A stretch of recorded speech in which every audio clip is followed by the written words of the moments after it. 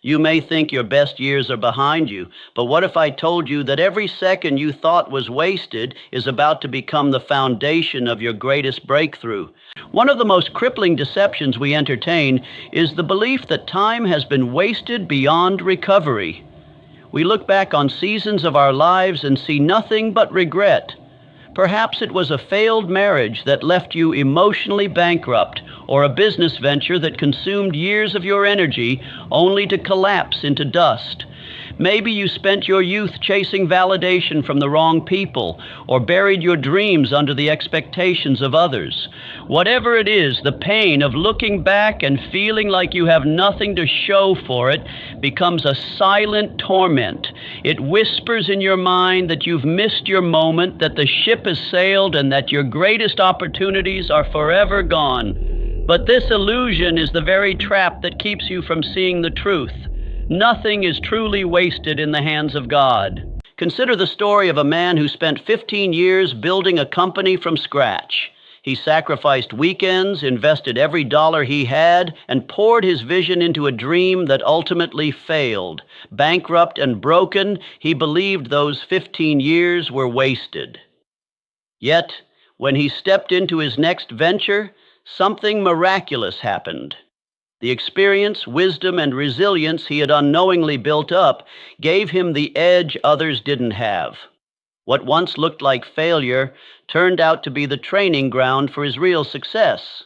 His relationships from the past, even the mistakes he made, became strategic tools that helped him scale in record time. The very years he thought were lost had prepared him in ways success never could have. This is the essence of restoration. It is not about erasing the past, but about extracting value from it.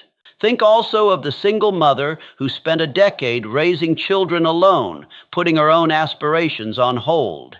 She watched friends chase careers, build businesses, and rise through the ranks while she struggled just to make ends meet. On the surface, it seemed like she had fallen behind. But while she was managing a household, juggling work and parenting, she was developing emotional intelligence, leadership, time management, and endurance. When the opportunity came for her to lead a team in the corporate world, she rose faster than her peers. Why? Because what they had to learn, she had already lived. Her years of sacrifice, once seen as a detour, became the very qualification that launched her forward. The illusion of wasted time was shattered by the reality of divine preparation. Time, when viewed through the lens of pain or regret, can feel like an enemy. But in truth, time is neutral. It is how we interpret it that gives it power. If you believe you've wasted time, you will act defeated. But if you understand that every moment, even the dark, unproductive, silent seasons, was part of a larger strategy to shape you for your future, you begin to walk differently. You begin to hold your head higher. You realize that the job that didn't work out, the relationship that ended, the years you spent in a place you didn't want to be, all served a higher purpose. They taught you something. They developed something. They equipped you for a moment that hasn't yet arrived. What you call delay, heaven calls development. What you call wasted, God calls preparation. And in his economy, nothing, absolutely nothing, is thrown away. Faith is not a vague hope, nor is it a passive wish that things might eventually improve.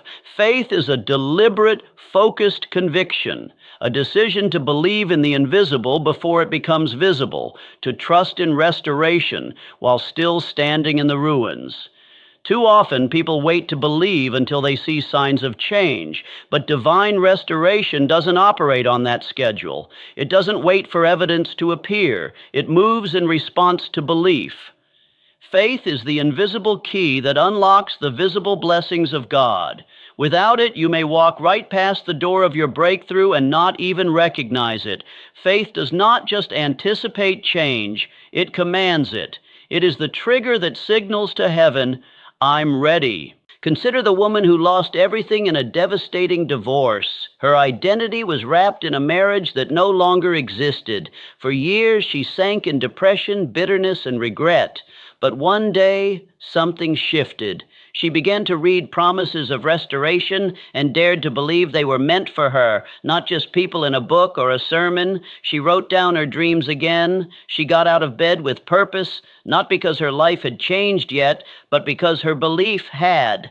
That decision, that internal switch to expect again, initiated a series of events she never could have orchestrated on her own. A new career opportunity came. Supportive friendships formed. Her self-worth returned. It didn't happen all at once, but her life began to rebuild because her faith had declared restoration before it ever arrived. Or imagine the man who spent 10 years addicted, in and out of rehab, destroying relationships and burning bridges. Everyone had given up on him, including himself. But in one quiet moment of clarity, he chose to believe that God could still restore his life. No guarantees, no visible signs, just a flicker of belief that he could be more than what he had become. That small act of faith became his turning point. He entered a program, began rebuilding trust, and started speaking to others who had lost hope. Today, he leads a nonprofit helping people escape the same cycle that once held him captive. What changed? Not his environment first, his mindset. His restoration didn't begin with applause or recognition. It began in secret when he chose to believe again. That choice was the trigger. Faith does not deny the damage. It sees the cracks in your life clearly, yet still believes they can be filled. Faith does not wait for momentum. It creates it. It's what gets you out of bed when there's nothing left to fight for. It's what causes you to act, to plan, to prepare, not because you've seen the promise fulfilled, but because you know the one who made the promise. Restoration answers the call of belief. The moment you shift your internal state from defeat to expectation, heaven begins to move. Restoration does not chase after those who remain in doubt. It is magnetized to those who believe in its arrival before there's any sign. Faith sends a signal into the atmosphere. I'm no longer stuck in what happened. I'm ready for what's next. Setbacks are often misinterpreted as signs of failure or divine disapproval. We experience rejection, betrayal, humiliation, or financial collapse, and we assume we are being punished or that our potential has reached its limit. But in truth, every setback carries within it the raw material for something greater. Just as a seed must be buried in darkness before it can sprout into life, so too must we often be placed in seasons of obscurity, pressure, and silence to develop the roots of character, resilience, and wisdom necessary for our future. The pain you endured wasn't pointless. It was preparation. Every disappointment was sowing something deeper into your soul that success alone could never cultivate. A seed in the ground may look dead, but it is only going through a process of transformation. And just like the seed, your setbacks were not the end of your story. They were the beginning of your growth. Consider the story of a young man who dreamed of being a professional athlete. He trained for years, endured grueling workouts, and gave his youth to the dream. Just as he was about to be drafted, a severe injury shattered his chances. In an instant, the identity he had built, the future he had envisioned, came crashing down. For a time, he spiraled, angry, bitter, lost.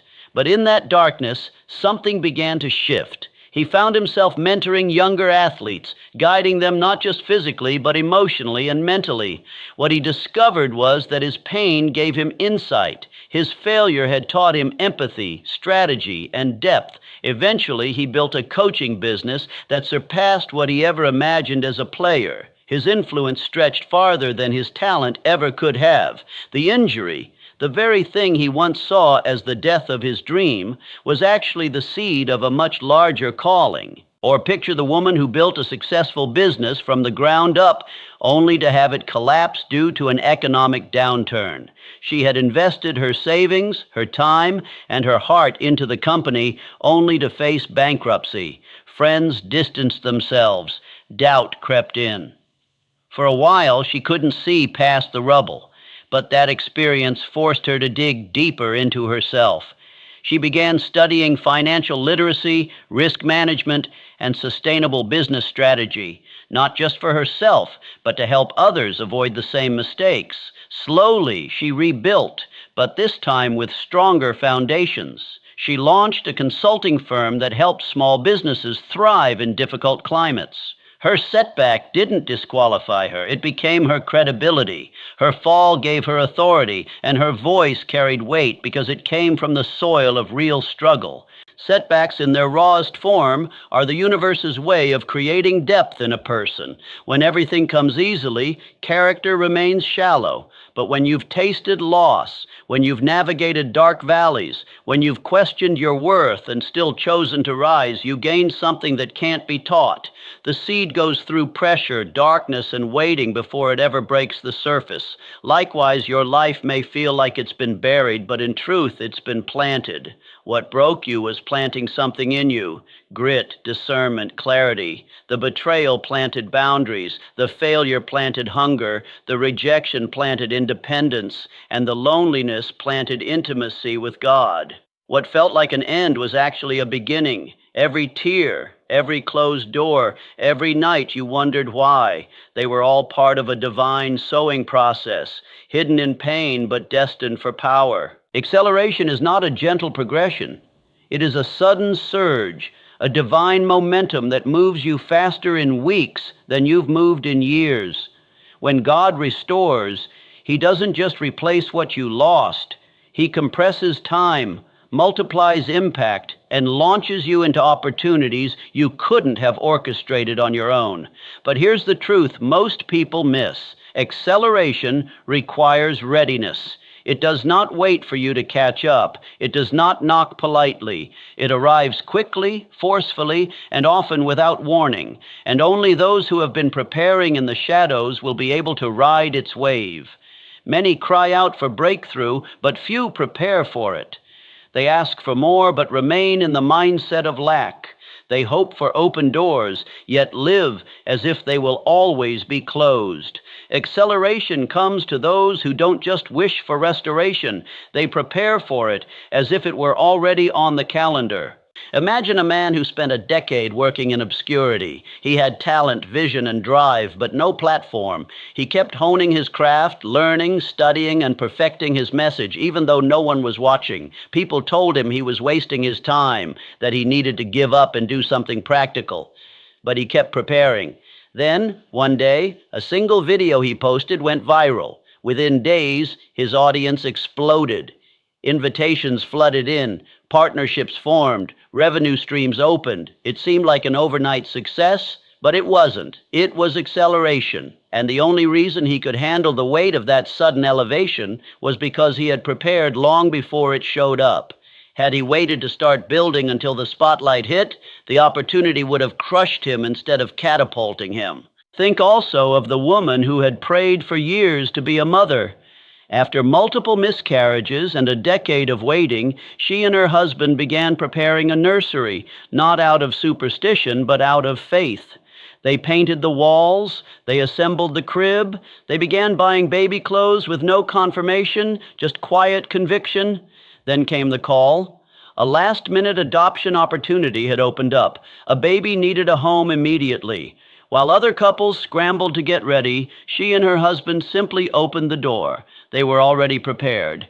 They didn't know the date, but they trusted the promise. Their acceleration didn't give them time to get ready. Their readiness made room for the acceleration. When divine momentum hits your life, it doesn't just restore, it multiplies. And that multiplication requires structure, discipline, and expectation. If you are praying for abundance but still thinking in scarcity, you will mismanage the blessing. If you are asking for opportunities but still living like you are unworthy, you will sabotage the promotion when it arrives. This is why preparation is so vital, not because it guarantees a timeline, but because it proves your belief. It trains your body, mind, and spirit to operate at the level you've been called to. It expands your capacity to sustain what you've been asking for. You must build the framework before the flood, or you will drown in the very blessing you begged for. Unforgiveness is a hidden anchor. It doesn't always shout. It doesn't always look dramatic. Sometimes it disguises itself as caution, sarcasm, bitterness, or emotional distance. But no matter how it shows up, it always does the same thing. It holds you in the past. When you refuse to forgive yourself, others, or even God, you tie your identity to old pain. You rehearse old conversations, replay moments that broke you, and assign blame to people who have long since moved on. And while you may think you're protecting yourself, you're actually delaying your destiny. Restoration cannot flow through a heart full of resentment. You can't receive what's ahead if your hands are still clenched around what's behind. Forgiveness is not just about healing the relationship, it's about freeing your future. It's not weakness, it's the ultimate act of power because it says, I will no longer let yesterday control who I become tomorrow. Picture the man who spent years resenting his father for walking out on the family. That abandonment shaped everything, his relationships, his work ethic, even his self-worth. He vowed never to be like his father, but in doing so, he allowed that wound to dictate every decision he made. He achieved success, but it never satisfied. He built a family, but couldn't fully connect. It wasn't until he forgave his father, not because he condoned the hurt, but because he refused to carry it anymore, that he began to feel peace. He wrote a letter he never sent, released the anger he had worn like armor, and let the pain go. In that moment, his future opened up. He became more patient, more open, more joyful. The restoration didn't come from outside. It started the moment he chose forgiveness over bitterness. Or consider the woman who had an abortion in her early 20s and spent the next 15 years believing she had disqualified herself from any meaningful purpose.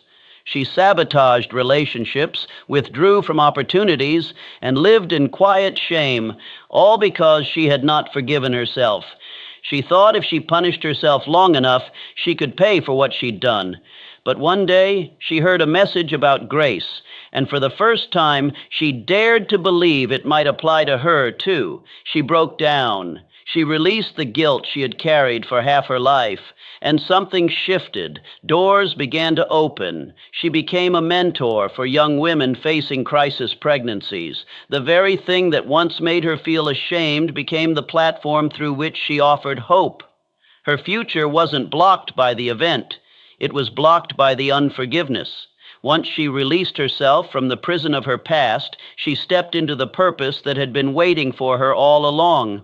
Forgiveness is the gatekeeper of restoration. It requires that you stop waiting for justice and instead choose freedom. You may never get the apology. You may never get the explanation, but you can still get your life back. Holding on to pain doesn't protect you. It poisons you. And while you may think that time will heal it, time alone does nothing. Time only buries what forgiveness must uproot. Until you forgive, you carry the past like a shadow that touches every future possibility. It clouds your vision, restricts your joy, and filters every new blessing through the lens of old wounds.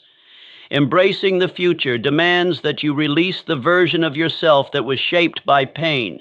It means walking forward without dragging the chains of what was done, said, or lost, not because it didn't matter, but because your future matters more. Expectation alone is not enough. Hope by itself is incomplete without preparation.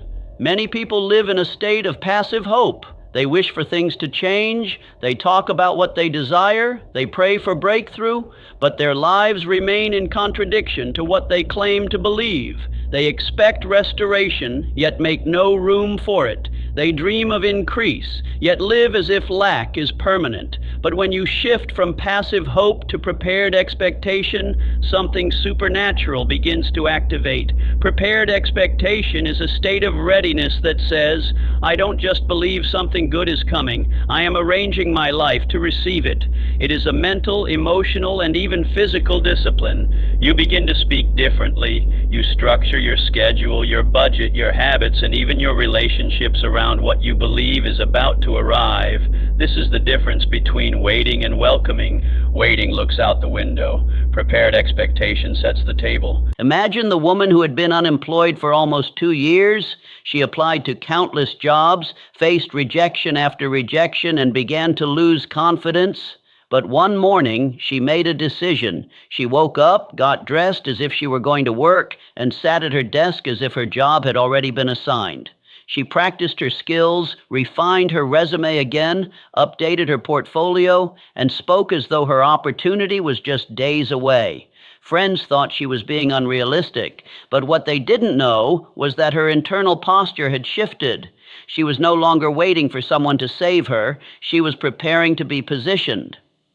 3 weeks later, a former connection reached out unexpectedly with a role that matched her perfectly. She didn't need time to get ready. She was ready. The job wasn't just a result of luck or timing. It was a reward for expectation matched with preparation. Think also of the young man who wanted to be a public speaker. He had no audience, no platform, and no invitations. But every morning he stood in front of a mirror and practiced his delivery. He recorded mock speeches. He read books on communication and studied the greats. He dressed for the role before anyone had ever asked for his voice. Then one day, a speaker canceled at the last minute for a local event. Someone remembered him, gave him a shot, and he delivered with such power that more invitations followed. What looked like an instant rise was actually years of unseen preparation fueled by expectation. He didn't wait to be chosen to start becoming. He became, and as a result, when the door opened, he didn't hesitate. He walked through it like someone who knew it was coming all along. Prepared expectation doesn't ignore reality. It redefines how you respond to it. Instead of being paralyzed by delays, you use them as time to sharpen your tools. Instead of complaining about what hasn't arrived, you take inventory of what you already have and multiply it. You shift your language, discipline your mind, and act like what you believe is already en route. This is not arrogance, it's alignment. When you expect rain, you bring an umbrella. When you expect guests, you clean the house. When you expect restoration, you stop building your identity around brokenness. You clear out the emotional clutter. You release relationships that won't fit the next chapter. You start speaking the language of your future instead of rehearsing the vocabulary of your past. Prepared expectation creates momentum before movement ever shows up in the natural. It says to the heavens, I am not hoping for change. I am ready for it. So I leave you with this. Be ready, because the God who saw your tears, who counted every sleepless night, who kept you when you wanted to give up, that God is not finished. He is just getting started. And every wasted year, every missed chance, every silent struggle will become the testimony of your restoration. Don't just hope for it. Don't just pray for it. Prepare for it, because God will restore all your wasted years. And when He does, you won't recognize the life you step into. Now go, prepare with expectation, and walk boldly into your restoration.